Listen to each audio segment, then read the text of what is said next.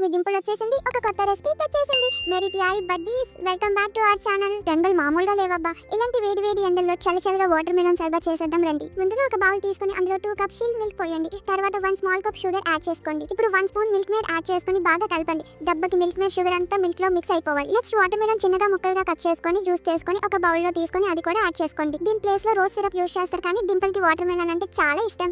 ఆ taste flavour పోకూడదని watermelon juice చేసి యాడ్ చేసుకున్నా. మీరు రోజ్ సిరప్ అయినా యూస్ చేసుకోవచ్చు. తర్వాత అందులో చిన్నగా కట్ చేసిన water melon pieces 2 spoons add చేసి మొత్తం బాగా కలపండి. ఎలా అంటే గిర్రా గిర్రా గిర్రా అని తిరుగుతుంది సర్బత్.